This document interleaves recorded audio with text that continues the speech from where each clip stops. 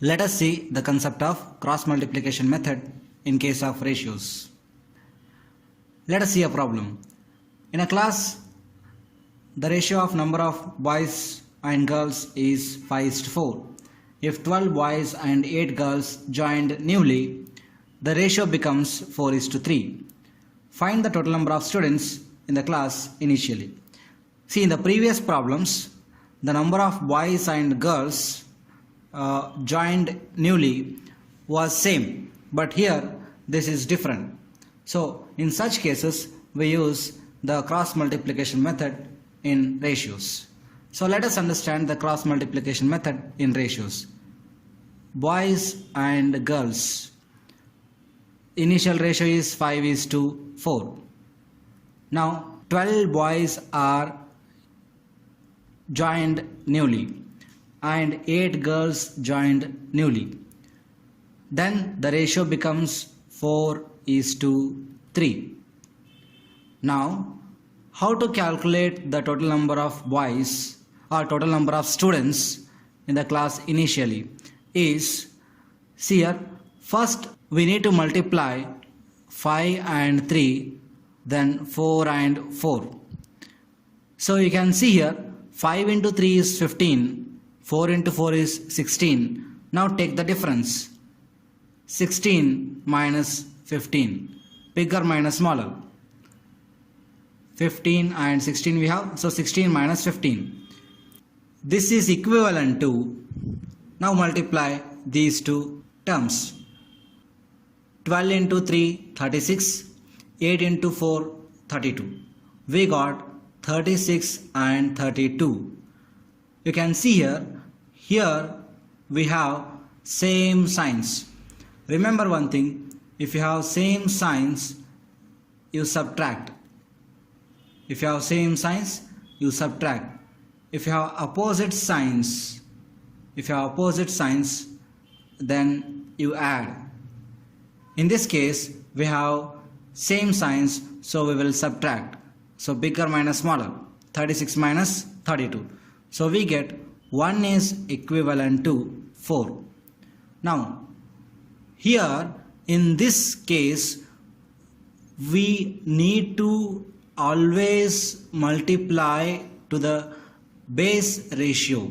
This given initial ratio is called as base ratio. So we always need to multiply to the base ratio. In this case, you cannot multiply to the new ratio. To this ratio, you cannot multiply. So now what they have asked? They have asked the total number of students in the class initially itself they have asked.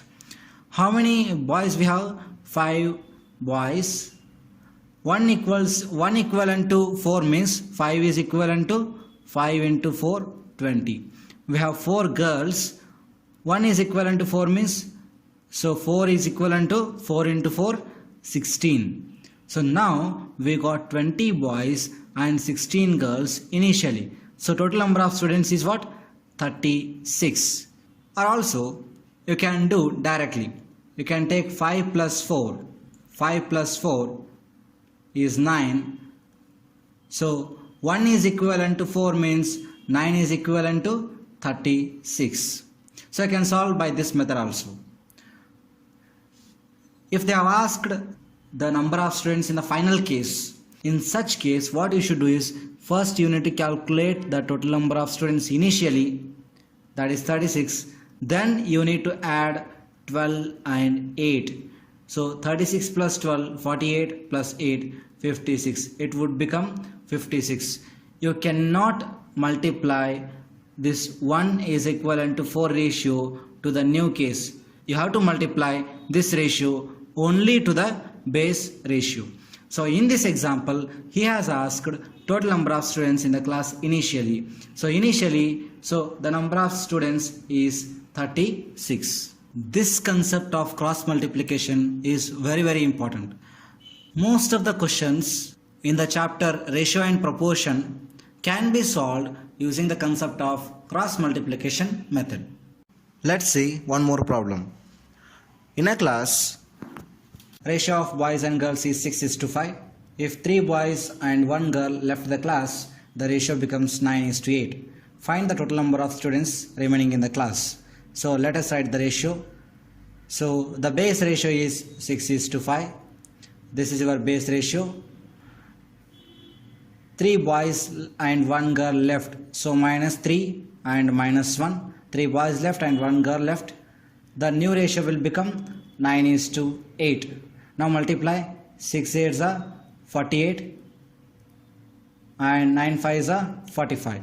So 48 minus 45 is equivalent to, here we have same signs, so it means we need to subtract.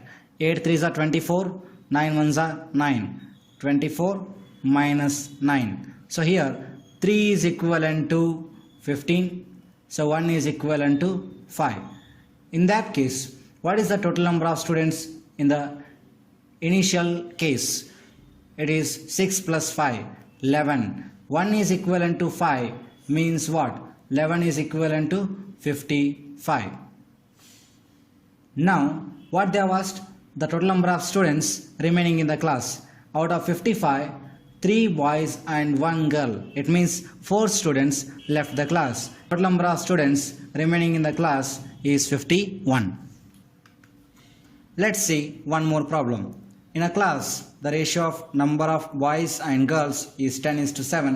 If 5 boys left the class and 7 girls joined the class, the ratio will become 1:1. Find the total number of students remaining in the class. Now, boys and girls. Initial ratio is 10:7. This is our base ratio. So 5 boys left, so minus 5. 7 girls joined, so plus 7. The new ratio will become 1:1. So cross multiply 1 into 10.